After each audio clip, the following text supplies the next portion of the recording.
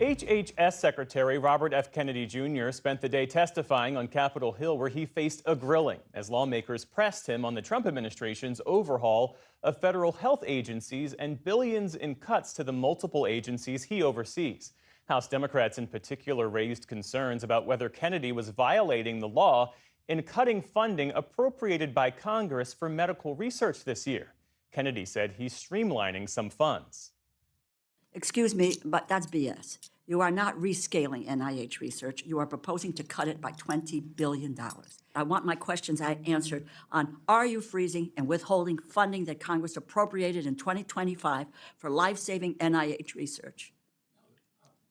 We are not withholding any funding for life-saving research.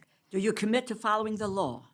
Of course. Fully obligating funding that Congress appropriated. We appropriated, it is the law of the land for NIH research, and to obligate those funds by September 30th of this year? Or are you planning to break the law by impounding congressionally appropriated funds? If you appropriate me the funds, I'm going to spend them. Kennedy's approach to the measles outbreak also came under scrutiny. He defended the CDC's response, but was pressed by Democrats about his stance on vaccines. If you had a child today, would you vaccinate that child for measles? For measles, probably for measles. What I would say is my opinions about vaccines are irrelevant. I have directed Jay Bhattacharya. Sure. No, like I said, I don't want to. So that everybody can make that decision. But I don't want to seem like I'm being evasive. Yeah. But I don't think people should be taking medical advice from me. Kennedy has also been vocal about autism, pledging to create a national database to find, as he says, the causes of autism. His agenda has won praise from some, including those whose loved ones have severe complications. But his rhetoric, others say, fails to accurately portray the variety of people on the spectrum and the contributions they make. Our Allie Rogan has our look at how leaders in the autism community are advocating for themselves. But let's start with the perspectives of viewers with autism and their caregivers on how they see this moment. Here's some of what they told us. My name is Cody Clifford. I'm on the autism spectrum.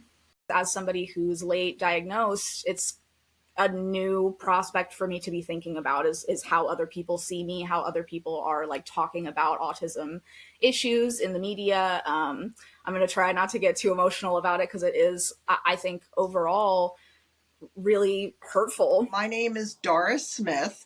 I have a son, a 30-year-old son named Jacob, who has been diagnosed with autistic behavior. We see the scratching, the biting, the inability to sleep.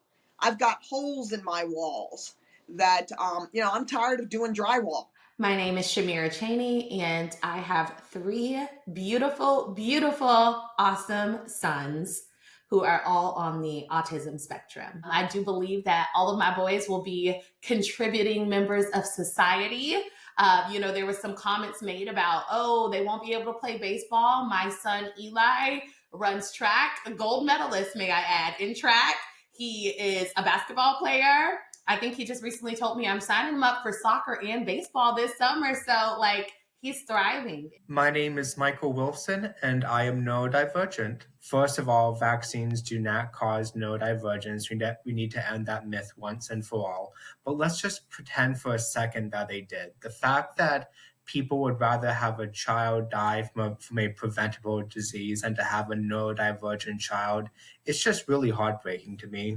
My name is CL Kiefer Nail, and I am autistic, and I've also been diagnosed with ADHD.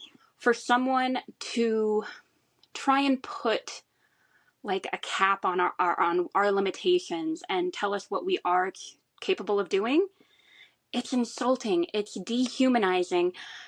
All of the language we've heard in the last couple of weeks from RFK Jr., it has echoes of Nazi Germany and wanting to make a list of us. It's frightening. So many of us are terrified, both for ourselves, for our family members. He has certain places he likes to go. He's Mr. GPS, so we have to go to those places in a certain way. God forbid if there's an accident or something is blocked off. then we get a rise in behavior. And that rise in behavior can be everything from having a tantrum to throwing things to scratching to repeating things over and over again to even biting in some cases. Both of our cars have damage on the inside. There are so many ways that we could be supporting people with autism rather than focusing our energy on, like, do you see that over there? You don't want your kid to be like that. How do we research and find out how to never have that happen again? That just seems really counterproductive to me. It's my daughter, Raylan. She's not on the autism spectrum, but she is just so good with her brothers. I overheard a conversation that she was having with her friends, and they were like, so all your brothers have autism? And she's like, yeah. And the friends are asking, like, oh, so what exactly is it? And she's like, they just do things differently. They do things their own way. And, she spoke about it in such a positive light. And so I'm like, if an 11-year-old girl can do it, come on. What the politicians, this administration, like, I need y'all to get it together. I am very excited at this initiative by Mr. Kennedy. This has been a long time coming. We've got a whole generation now going into a second generation that has been lost. And if this were any other concern, there would be programs, somebody would be looking into it. But we're made to accept that these things happen. It's genetics. It's the environment. It's this, it's that. Well, show us. There's research that needs to be done into the differences between autistic people and neurotypical people, especially in the way of healthcare. Because I have noticed in my own journey, no one's doing research on that kind of stuff. And I think they need to be. Instead, they're doing research into what causes autism. I want neurotypical people to know that neurodivergent people have beautiful, productive, and fulfilling lives. Our brains are wired differently. We think differently. We look at the world differently. Our senses are different. I mean, that's the big difference. And for them to think that we are a problem that needs to be solved, no, this is my life. And to be looked at this way by society, it's insane. For a look at how members of the autism community see this moment, I'm joined by Zoe Gross, Director of Advocacy at the Autistic Self-Advocacy Network, a nonprofit organization run by and for autistic individuals. Zoe, thank you so much for being here. Thank you for having me. When you hear those voices, do they represent part of the range of responses that you and your colleagues are hearing from members of the autistic community? Absolutely. I think people have been really upset by the comments that they've been hearing, things about autistic people not being able to do certain things, talk like autism destroys families. No one wants their disability to be stigmatized. No one wants to be blamed for things going wrong in their family or in society. It's very distressing to hear that kind of thing. And there's a lot of mistrust of the data collection effort that's going to be going forward. And let's take a step back, though, and talk about just what is autism spectrum disorder. This is a wide spectrum we're talking about. Sure. So autism is a disability that we're born with, and it affects us our whole lives. It affects how we think, how we move, how we learn, how we see the world, how we process sensory information. It affects the way our brains organize information. It affects our communication. We may not speak, or we may speak using scripts or a device. It affects the way we socialize with other people. And it affects that we may need help day to day with things like dressing, bathing, or daily routines. And HHS Secretary Kennedy said recently, and I'm quoting from him now, most cases now are severe. 25% of the kids who are diagnosed with autism are nonverbal, non-toilet trained, and have other stereotypical features. Does that match what your organization tracks on this level? And also, does it represent the perception and the experience of some parts of the autism community? And I'm wondering if you can speak to that as well.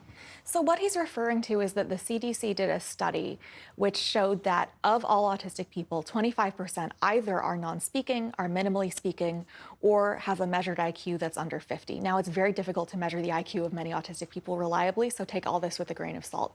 But it's that group of 3 different populations that he's grouping together. And when he says no one in that group is toilet trained, there's no studies to back that up. And to make other generalizations about that group, I think would be unwise. All we know about them is those 3 things. And what he's trying to do is to inspire panic and fear and make people very worried about the possibility of autism in their family or just, about autism in society. And that doesn't help autistic people. We are in a moment where there's a lot of talk about what the government can and should do when it comes to autism. So where do you come down on this? What should the federal government be doing? Where are there more resources needed? And where can government play a role, in your view? So one of the biggest ways that the government could help autistic people today is by expanding Medicaid home and community-based services. This is a waiver service through Medicaid. States are not required to provide it, so when there are cuts to Medicaid, this is the first thing to go. But these are the services that help people live their daily lives, help people live in the community, do things they need like transportation, help with daily routines, shopping, cooking, other stuff that means that they can live in their own home instead of in an institution. Without these services, either people are forced to go into an institution or someone is forced to leave their job to care for them unpaid, which can really strain many families financially. So these are life-saving services, and right now they're on the chopping block. One thing the government could do is protect these services. What do you want people to know about living with autism? How has it affected your life? Yeah, so what I want people to know is that autistic people may need different supports than non-autistic people. It's very important that we have those supports, those accommodations. That can mean the difference between whether or not we can live in the community, whether or not we can go to school with our peers, whether or not we can work a job in the community as opposed to in a sheltered workshop. Making those accommodations for us is the difference between including and excluding us.